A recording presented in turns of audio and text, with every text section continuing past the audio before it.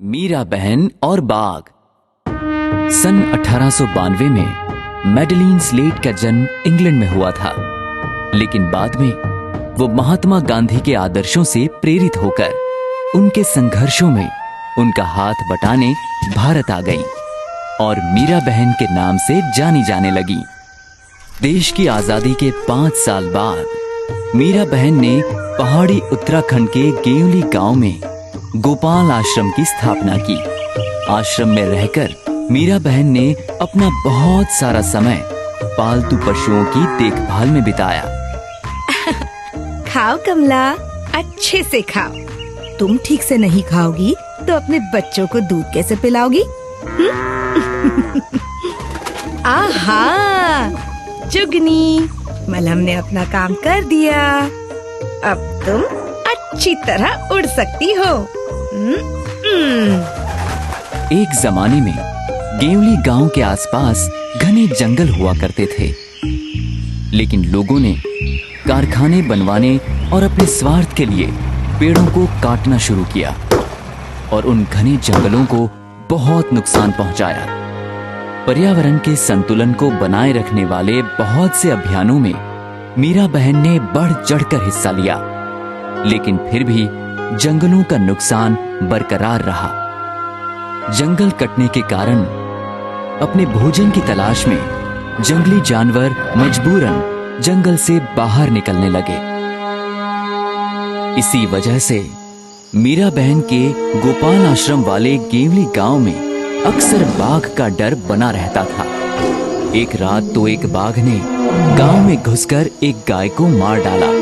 सुबह होते ही ये खबर पूरे गांव में फैल गई।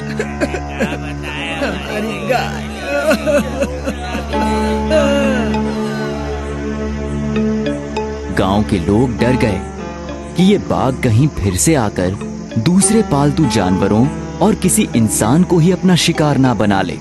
कुछ लोगों ने गोपाल आश्रम जाकर मीरा बहन को अपनी चिंता बताई। देखो भाई, फिलहाल तो सभी गांव वालों से हर पल होशियार रहने की सलाह ही दे सकते हैं। और तो कुछ सूझ नहीं रहा। पर लोगों ने अंत में तय किया कि बाघ को कैद कर लिया जाए। हमें तो लगता है कि यही ठीक रहेगा। लेकिन हाँ, बढ़िया है। चलो चलो पिंजरा बनाते हैं। चलो यही होना चाहिए। चलो पिंजरा बनाते हैं। बाघ को कैद करने के लिए उन्होंने एक पिंजरा बनाया। पिंजरे के अंदर एक बकरी बांधी। योजना ये थी कि बकरी का मिमियाना सुनकर बाघ पिंजरे की तरफ आएगा। पिंजरे का दरवाजा इस प्रकार खुला हुआ बनाया गया था कि बाघ के घुसते ही वो दरवाजा झटके से बंद हो जाए। शाम होने तक पिंजरे को ऐसी जगह पर रख दिया गया जहां बाघ अक्सर दिखाई देता था। रात को गांव वाले इत्मीनान से सो गए, इस उम्मीद में कि सुबह तक बाघ पिंजरे में कैद हो जाएगा। लेकिन मीरा बहन को बिल्कुल नींद नहीं आई। हम इंसानों ने जंगल को काटकर इतना छोटा कर दिया कि बाघ के लिए वहाँ खाने को कोई शिकार मिलेगा ही नहीं। वो बाहर गांव नहीं आएगा तो कहाँ जाएगा? लेकिन आज वो आएगा तो पिंजरे में कैद हो जाएगा, बेचारा। रात बीती। सुबह की रोशनी होते ही लोग पिंजरा देखने निकल पड़े। पिंजरे का दरवाजा तो बंद है। हाँ, ये तो बंद है। लेकिन पिंजरे के पास पहुँचे तो क्या देखते हैं? और ये कैसे मुमकिन है? अरे, पिंजरे में तो बाघ नहीं है। अरे लेकिन पिंजरा बंद है, मतलब बाघ तो अंदर होना चाहिए। अरे बाघ के अंदर गए बिना पिंजरा बंद कैसे हो गया? और बकरी वो कहाँ गई? मैं बताती हूँ। अरे बहन, देखो भाई, मुझे नींद नहीं आ रही थी। मैं सोचती रही कि आखिर बाघ को धोखा देकर हम क्यों फंसाएं और इस बकरी को भी बेवजह बलि पर क्यों चढ़ाएं। इसीलिए हम आश्रम वालों ने यहाँ आकर बकरी को छुड़ाया और पिंजरे का दरवाजा बंद कर दिया। मीरा बहन की बात सुनकर गांव वाले चौंके तो जरूर, लेकिन बहुत जल्द उन्होंने मीरा बहन के इस फैसले को खूब सराहा। आखिर मीरा बहन की तरह जानवरों, जंगलों और पर्यावरण की रक्षा करना उनका अपना भी तो कर्तव्य था। सबने उस दिन प्रण लिया कि मीरा बहन की तरह वो भी जंगलों पर हो रहे अत्याचार को रोकने की लड़ाई को और मजबूत करेंगे, ताकि जंगली जानवरों को भोजन के लिए मजबूरन अपने घर यानी जंगल को छोड़कर बाहर ना निकलना पड़े। सुरक्षा की शिक्षा।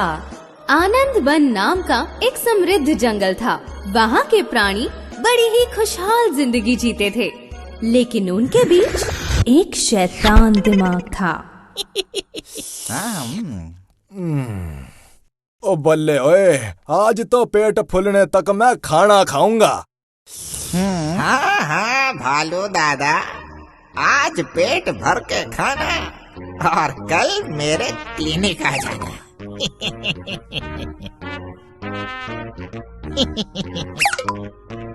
ये दवाई जरूर काम करेगी। अरे भालू दादा, आप यहाँ? सब कुशल मंगल तो है ना? अब तुहानू क्या बताऊं डॉक्टर साहब जी, सुबह से ना कुछ कुशल है ना कुछ मंगल है। आप चिंता मत करो, डॉक्टर लोमड़ी की दवाई खाते ही बड़ी से बड़ी बीमारी जंगल पार हो जाती है। डॉक्टर लोमड़ी का लालच समय के साथ और बढ़ रहा था।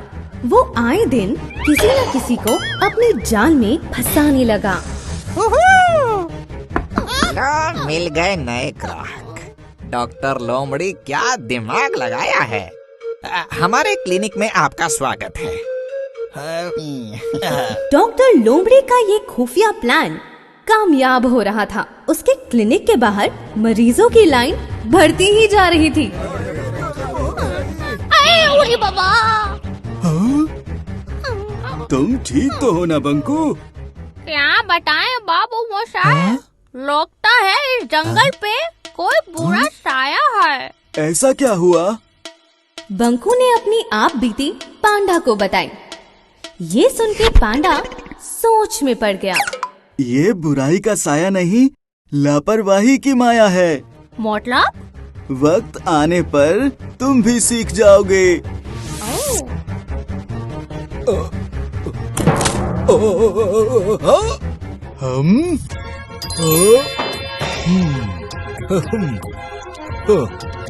दुर्घटना से देर भली, सुरक्षा से समस्या टली।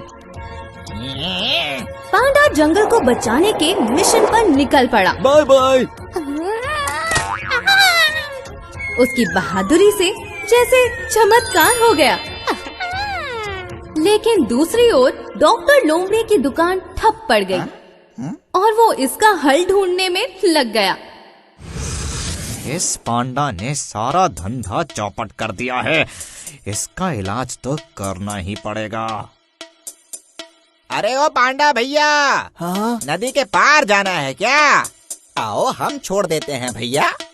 कोई बात नहीं, थोड़ी ही दूर एक पुल है, मैं वहाँ से चला जाऊंगा। अरे भैया क्यों वक्त बर्बाद करते हो, अपनी तो घर वाली बात है। आ जाओ आ जाओ। ना ना, दुर्घटना से देर भली। मतलब हम पर भरोसा नहीं है क्या? अरे क्या आपने तो 1 मिनट में पराया कर दिया हमको। अच्छा चलो तो फिर।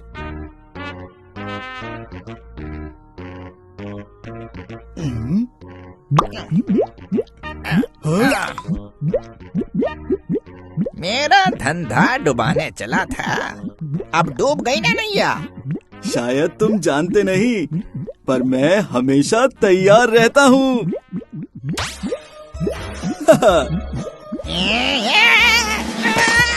अरे भैया कसम बनाने वाले की मैं तो मजाक कर रहा था। अरे बाबा, देखा क्या कहा था मैंने? दुर्घटना से देर भली, सुरक्षा से समस्या टली।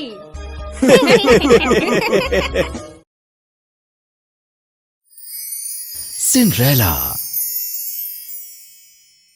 एक समय की बात है, एक बहुत खूबसूरत लड़की जिसका नाम सिंड्रेला था, अपनी सौतेली माँ और 2 सौतेली बहनों के साथ रहती थी। उसकी बहनें और माँ सिंड्रेला पर बहुत अत्याचार करती थी, उससे घर का सारा काम करवाती थी। एक दिन इन सभी को राजा के महल आने का निमंत्रण मिला। सिंड्रेला की बहनें और माँ सभी ने नए नए कपड़े बनवाए और सज धज रहे थे। लेकिन उन लोगों ने सिंड्रेला को घर पे ही अकेला छोड़ दिया और पार्टी में पहुंच गए। इस बात से सिंड्रेला बहुत दुखी थी और रोने लगी। तभी उसके सामने एक परी आकर खड़ी हो गई और सिंड्रेला से बोली, मैं परी हूँ, तुम दुखी मत हो, मैं तुम्हें पार्टी में भेजूंगी। इतना कहकर परी ने अपनी छड़ी घुमाई और जादू से सिंड्रेला के कपड़े नए कर दिए।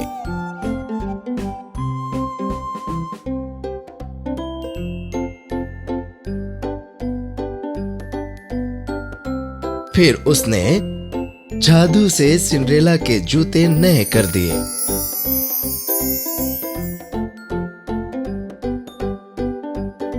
अब वहीं पर 6 चूहे एक कद्दू के साथ खेल रहे थे। परी ने जादू से कद्दू को रथ और चूहों को सारथी और पहरेदार बना दिया।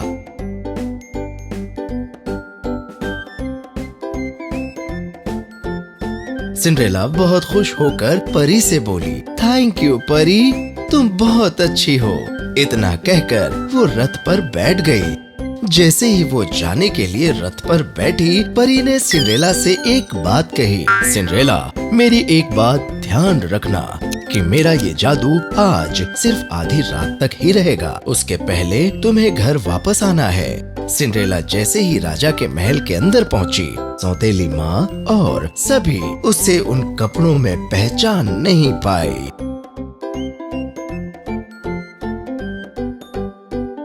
राजकुमार सिंड्रेला के पास जाकर उसे अपने साथ डांस करने के लिए पूछता है। सिंड्रेला हाँ कर देती है। वो दोनों काफी देर तक खूब डांस करते रहे। सभी लोग सिंड्रेला को देखकर सोचे जा रहे थे कि ये लड़की है कौन। जब आधी रात होने लगी तो सिंड्रेला को परी की बात याद आ गई और अचानक वो बोली, मुझे अब चलना चाहिए। ये कहकर वो सीढ़ियों की तरफ दौड़कर भागने लगी। जल्दी में उसके एक पैर की जूती वहीं रह जाती है। सिंड्रेला उसकी तरफ देखे बिना ही जल्दी से रथ पे बैठकर घर चली जाती है। जैसे ही आधी रात के 12 बजने वाले होते हैं, उसके पहले वो घर पहुंच जाती। उसके बाद ही वो रथ एक कद्दू में और पहरेदार और सारथी सभी चूहों में बदल जाते हैं। उधर महल में राजकुमार सिंड्रेला के प्यार में दीवाना हो गया। राजकुमार उसका नाम तो जानता नहीं, तभी उसे सिंड्रेला की जूती वहाँ मिल जाती है। अब राजकुमार ने ये ऐलान कर दिया कि ये जूती जिस लड़की के पैर में फिट होगी वो उसी लड़की से शादी करेगा। अगले दिन राजकुमार उस लड़की की तलाश में अपने नौकरों के साथ निकल पड़ा। पूरे राज्य में हर घर की लड़कियों ने उस जूती को पहनकर चेक किया, यहाँ तक कि सिंड्रेला की दोनों सौतेली बहनों ने भी पहनकर चेक किया, मगर जूती किसी के भी पैर में फिट नहीं हुई। सिंड्रेला की सौतेली माँ उससे जूती पहनकर चेक करने नहीं देती। तभी राजकुमार सिंड्रेला को देखता है और जूती को पहनकर चेक करने को कहता है। जूती अच्छी तरह सिंड्रेला के पैर में आ जाती है। राजकुमार उसे पहचान लेता है और फिर उन दोनों की शादी हो जाती है।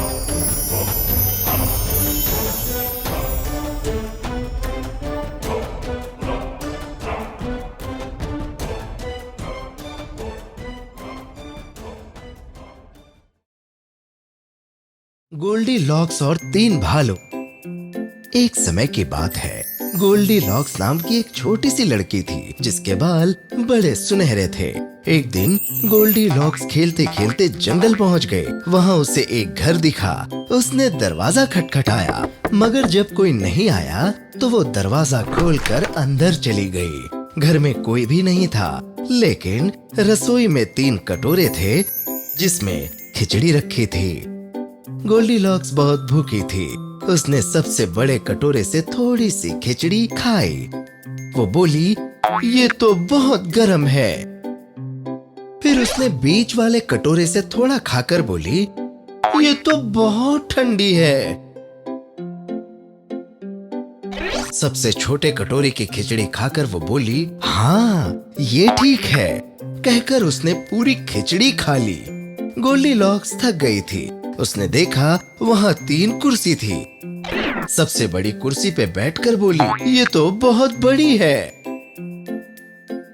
फिर दूसरी कुर्सी पे बैठी और बोली, ये भी बड़ी है।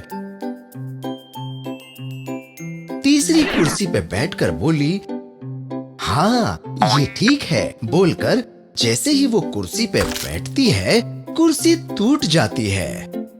गोल्डीलॉक्स अब ज्यादा थक चुकी थी। वो सीढ़ी से ऊपर की ओर जाने लगी। तभी उसे 3 पलंग दिखाई दिए। सबसे बड़ी पलंग पे वो जैसे ही लेटी, वो बोली, ये गद्दा बहुत कड़ा है। दूसरी पलंग पे लेटी और बोली, ये कुछ ज्यादा ही मुलायम है। फिर सबसे छोटे पलंग पर लेटकर बोली, हाँ ये ठीक है। इतना कहकर वो उसी पलंग पर सो गए। वो सो रही थी कि कुछ ही देर बाद वहाँ 3 भालू आ गए। पापा भालू बोला, किसी ने मेरी खिचड़ी खाई है। मम्मी भालू बोली, किसी ने मेरी भी खिचड़ी खाई है। छोटा भालू चिल्लाया, मेरी तो पूरी खिचड़ी खा ली किसी ने। पापा भालू फिर बोला, कोई मेरी कुर्सी पर बैठा था। मम्मी भालू ने भी बताया, कोई मेरी भी कुर्सी पर बैठा था। छोटा भालू बोला, अरे मेरी तो कुर्सी किसी ने तोड़ ही दी है। पापा भालू बोला, मेरी पलंग पर कोई सोया था। मम्मी भालू बोली, मेरी भी पलंग पर कोई सोया था। तभी छोटा भालू चिल्लाया, देखो मेरी पलंग पर कोई सो रहा है। भालू की आवाज सुनकर गोल्डीलॉक्स जाग गई और वहाँ से भाग गए। वहाँ फिर वो कभी वापस नहीं गई।